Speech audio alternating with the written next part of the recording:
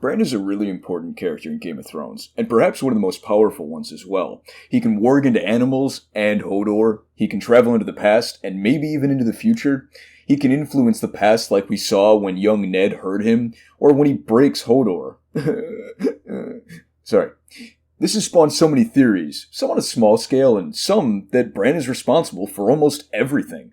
Here, I want to touch on a couple of these ideas and give my own 2 cents as to why I believe or don't believe these theories.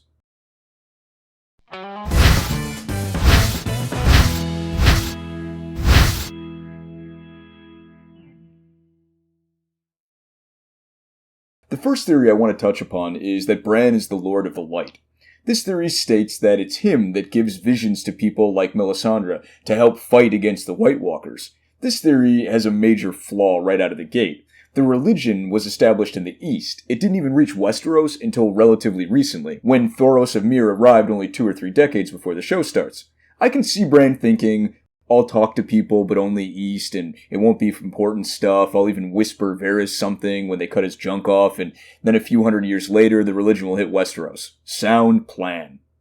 This is not the only problem with the theory. Bran also has no connection to fire, and neither do his powers. Why would he only talk when there are flames present, when we saw that he can just talk as he does, and show images?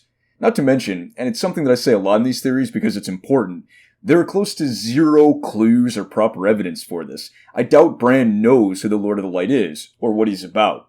At least to him, being maybe Bran the Builder, you have some clues. Bran the Builder is mentioned in the stories of Old Nan, and he is a Stark who built the wall against the White Walkers.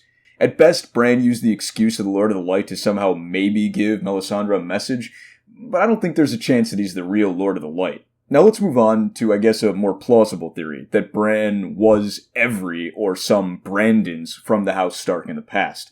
For convenience, I'm going to call our Bran, Bran, and any other Bran I will call Brandon. So the first theory is that Bran is every Brandon in the history of House Starks combined. And I've seen a few versions of this theory, so let's take a look at the first one. The first is he either lived as every Brandon ever, and there have been quite a few. He lived as some of the Brandons, namely Brandon the Builder. He warged into various Brandons in key events, like when Brandon the Builder built the Wall or Winterfell.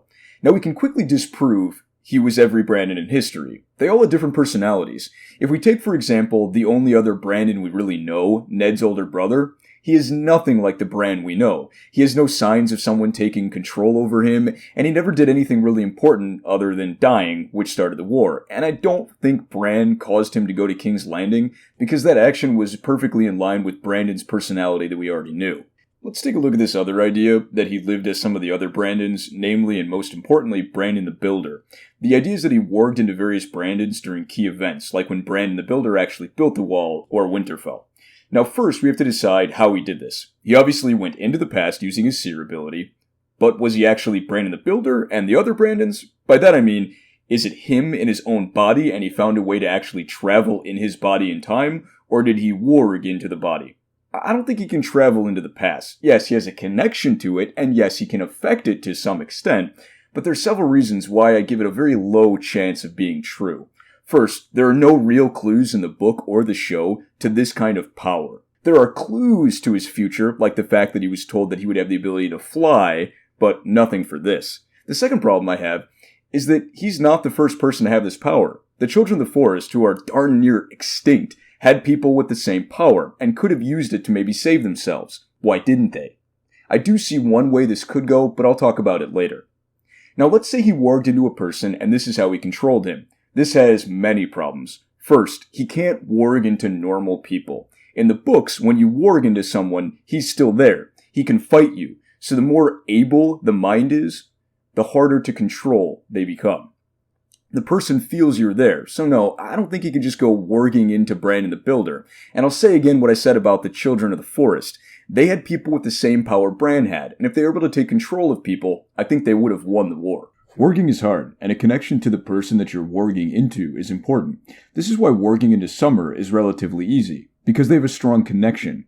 This is why warging into Hodor is possible, because they have a connection, and Hodor is dim-witted, and this still wasn't easy for him to do. So warging into someone with an able mind, who he doesn't really know or have a real connection to, should not be possible. But for the sake of argument, let's say he can. Let's say he can transcend everyone else and he can warg into anything. He's the super special Keanu Reeves who can do things no one before him could have ever done. He can go super green seer, and his power level is over 9,000. From what the books say, when he controlled Hodor, the person would at least remember the experience, and there are no reported cases of mind control in the books, so I think I can at least eliminate the possibility that he did this multiple times. Look, guys, when I heard about this theory, the notion was that he would go into the past to make sure stuff happened correctly. Why? Why does he need to make sure this stuff happens? Is the Reverse Flash going to use the Speed Force to rush into Westeros and mess around with time? If this did happen, he did so by mistake, like with Hodor. It's something he always did. This happens if by chance he goes to a time where Bran the Builder is alive and does something to affect this. Look, I can get into it more, but I don't want to go too long of a video with this. I want to end this part of the video with what I find to be the most important idea, which is how it fits story-wise. We only have 13 episodes left if the reports of a 6-episode Season 8 are true. We still have a ton of ground to cover, and this is more so true if you think about the books. The books have so many storylines, and there's only 2 books left. We won't see him in the past for much longer. His place is the future. Do I think he might affect one more thing in the past? Sure, that's a possibility. But I think this will be a mistake, and he will finally learn not to mess with the past, if Hodor was not already a big enough lesson for him. The point of Bran going into the past is to find stuff that will help him in the present, not mess with the past. In my opinion, we won't spend too much time in the past in the next season. We'll spend some, and it'll probably affect at least one more little thing, but he won't be the one who started it all. Now, I learned from past videos, and I will give my version that if this theory is true, how I will see it play out. Now, in the show and the books, there's an emphasis on not using the power for long times. When he warged into summer, he was warned to stop. Same with being in the past. So if something happens, I think he might use the powers for too long. He'll go into the past to see Bran the Builder, to maybe see the magic the wall had. He'll stay there too long, and maybe become Bran the Builder. This is the best possible way that I can see this theory playing out. Well guys, I hope you enjoyed the video, and I'd like to hear what you guys think about Bran and what he might be responsible for. For any new watchers, if you like this kind of content, you can subscribe, and I can promise you will get more. You can also check out my other thoughts and theories, like on whether or not the Iron Throne is made out of Valyrian steel, or if Tyrion is actually a secret Targaryen, and you can also follow me on Twitter at WatchersPod. As always, thanks, and have a great day.